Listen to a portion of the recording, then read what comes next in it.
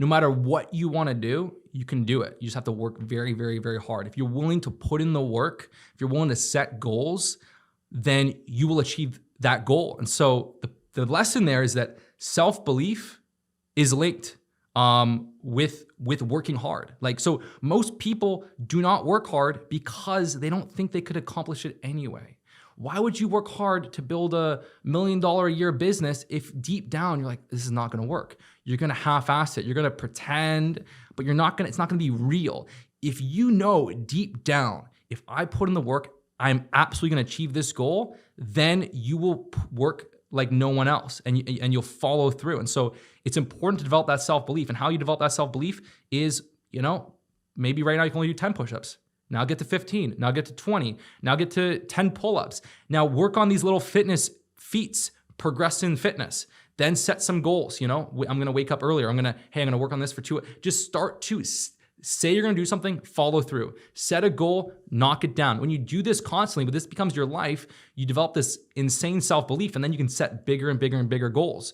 I think, one of the mistakes that people make is they're not doing anything and they set some crazy goal and they don't have that self-belief, so they regress. Like, you wanna create those big, big, big goals when you have more and more self-belief. But that's really the key. But yeah, the way my father lived his life was very much impressed on me. And it was very much like, I'm gonna build something amazing, I'm gonna work harder than anyone else. And I know when he was very, very young, he had huge goals, and he just kind of followed through. Yep. And it was always, and the main thing as well is that, like, you're always taking a responsibility. The easiest way you break a winning mindset is by taking away responsibility and be like, oh, it was this fault, or oh, the conditions weren't right, and oh, you know what, the other guy got lucky, I got unlucky, I got this and that.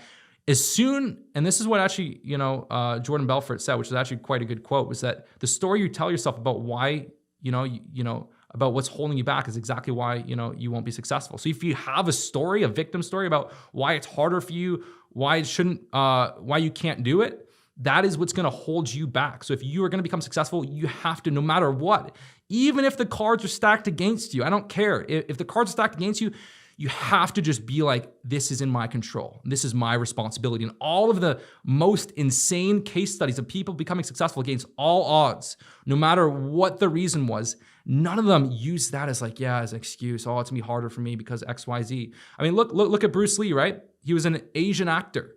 There was no leading Asian actor. There was no leading man role as an Asian actor. It was not a thing. In fact, there was massive prejudice against him because he was Asian. He got kicked off. He was very impressive that he got that role in Kato, the Green Hornet.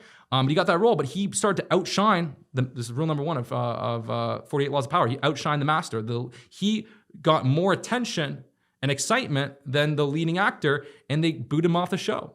And he got discouraged, but he's like, well, you know what? Like, I'm not gonna be able to make movies here in America in the way I want to. So I'm gonna go back to Hong Kong. I'm gonna do some cool stuff, then come back to America.